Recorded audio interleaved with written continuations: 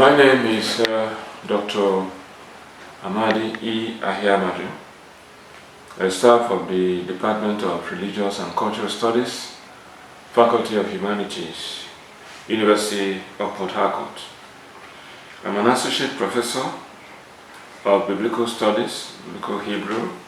My areas of specialty includes Biblical Studies, Biblical Hermeneutics, Hebrew and interpretation. Sometimes we also deal with human rights, eco-theology, and all that. The course title that we are taking this hour, or these few minutes ahead of us, is Christian Theology and Ethics. Christian Theology and Ethics.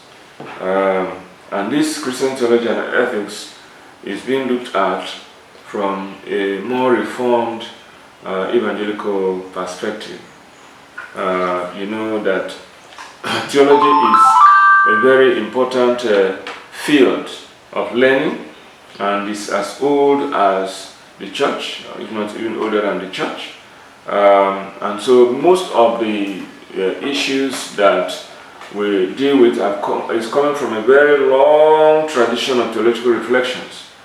And what I'm doing here in this moment is to give you a more reformed and evangelical theological point of view. There may be a Catholic theology, there might be a Pentecostal theology, but we want to focus on Orthodox and reformed evangelical theology. First of all, what is theology? Theology is the study about God. It's study about God. Theo, God, logos, science. The science or study about God.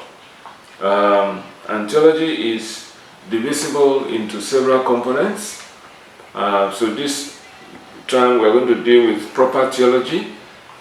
All of them in capsule forms, just to introduce the student to the different facets of theology.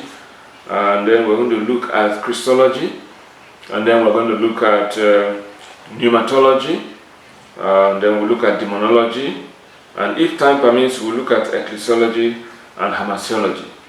But the four basic ones that we'll not miss in the next few minutes are theology proper, Christology, pneumatology, and demonology. Proper theology is a study about God as, a deity, God as a deity, the maker of the heavens and the earth. Of course, theology has to be theistic. In other words, theology believes in God.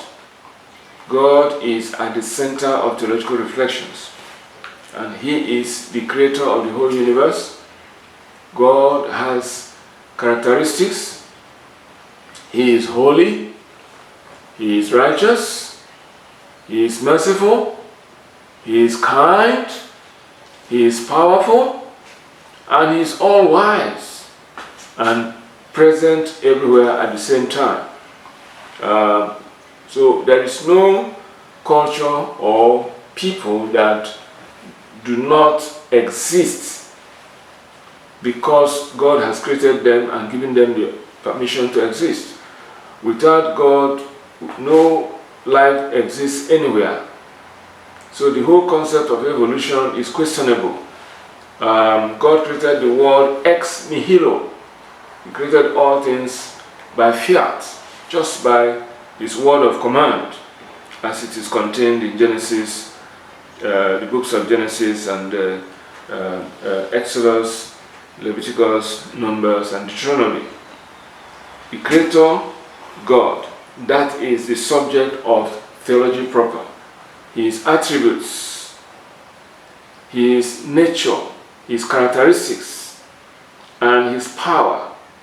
Okay? And I've just mentioned those attributes: wisdom, understanding, knowledge, compassion, forgiveness, long-suffering, powerful, and all-knowing, and everywhere present. Now, that for those who would want to do some more study on theology, we would refer you to the books written by Elwell. Elwell wrote the book on the Evangelical Dictionary of Theology.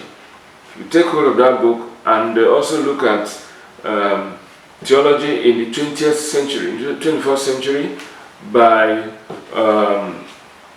James Orr, and also the systematic theology by our friend here, who is a very good theologian.